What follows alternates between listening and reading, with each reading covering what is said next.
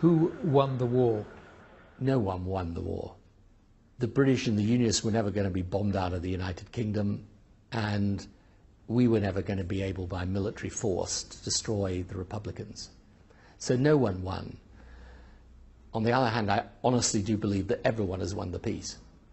It's been an exemplary journey in many ways, and when one looks at other parts of the world where the conflict seems irresolvable, one can realise that it is possible to bring together those who seem implacably opposed to one another for ideological reasons.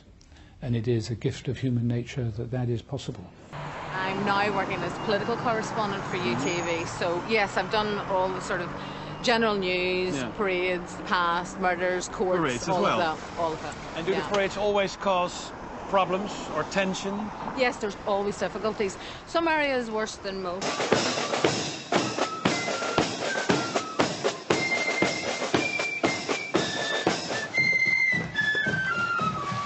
It's a tradition that's been going on over 100 years. It's a route that's been used over 100 years.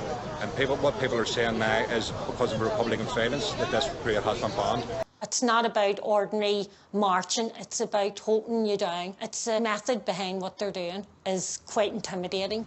So you say they just want to march here because it's a Catholic area? Yeah, yeah. To annoy you, to provoke? To hype up tension in the area. We're just observing this bigotry going past our community, which is unwelcome. It's unnecessary and it shouldn't happen in 2014. So for them it's a big day of big festivities, and for you it's not festivities. It's a day of dominance. It's a day of dominance over one community over the other.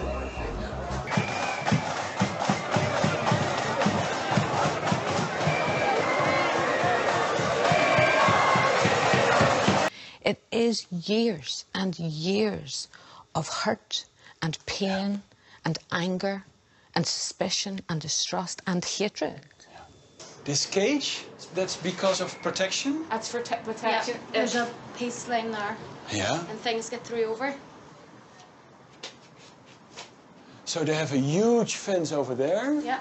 Yeah. To protect you from things thrown over? And then you live in this cage as well? Mm-hmm. Do you know people who live on the other side? No, I don't. Don't have any contact, or no. Do you have an idea of how they live? No, probably just the same as us. Huh? Just living your normal life, raising your kids. Yeah. Mommy. What would you do if they would tear down that wall one day? I would move home. You would move? Yeah, I would. And why? I wouldn't feel safe. And I wouldn't feel safety for the children. And then I'll come back and close it. It's just to prevent trouble between the two sides, in case any fighting or anything between them. And is this the wall? That's the peace line there. The peace line. Yeah. In that peace line itself, there's 1 million bricks. And these kids here, they've never been the other side of it, too, Sam? No. We're going today, aren't we, for first? And how is it like to be here? It feels weird a bit. It's hard to describe. Yeah. The way it feels. It's better than what we have. All we have is like hills and all. It's a lot cleaner. I wouldn't walk up to Caitlin's house or anything, and she wouldn't walk down to my house because both of us just wouldn't feel safe. We would only ever meet in town or anything. But no one would see that you are a Catholic girl. I know. It's not on your forehead. I know. So what could go wrong? Because I just feel like if I went over there and they see me with Caitlin and they've never ever seen me before, they would just automatically know or something. She must be a Catholic. If it wasn't for the youth club and if I didn't get involved in groups, I wouldn't be able to tell you what kind of people Protestants were until I met Protestants. We may not be shooting one another, but there's still division in every part of our lives.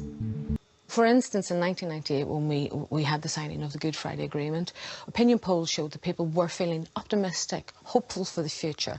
But recent studies show people are starting to feel less and less optimistic about their future, about community relations. We're not quite there yet. We're not there yet to take that wall down.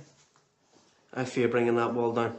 But might it be possible that this wall, all these walls and the whole separation is part of the identity of the people living here. Part of your life, part of what you are. Like, you would come to a thing like, what about mixed schools? Could you have mixed schools? And I'm telling you the answer is no. They're going to be brought up in a different way, to see things a different way, and we're going to be brought up a different way. It's as simple as that. You can't mix the two. You're wrong. You can't, no, you can't mix the two. You can mix the two. Not from education. Mixed school is the way to start. Because then children are brought up and can play together, and it has to start somewhere. And whose education is being taught? You can have a shared education, Brenton. You have a shared. You have to start at the bottom. Okay, so when you start teaching classes like history in school, whose history are you teaching? But it's all one history. It's not history. There's two sides to every story. There is two sides, so you So teach how do you both tell one sides. story? The union is secure and the IRA is no more. But nobody knows what the future may hold. I wouldn't be surprised if at some stage in the long years ahead a united Ireland did emerge. The danger is that people may forget what we've all been through.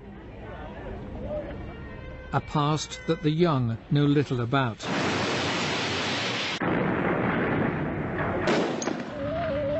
The memories of that past may help ensure that we never go through it again.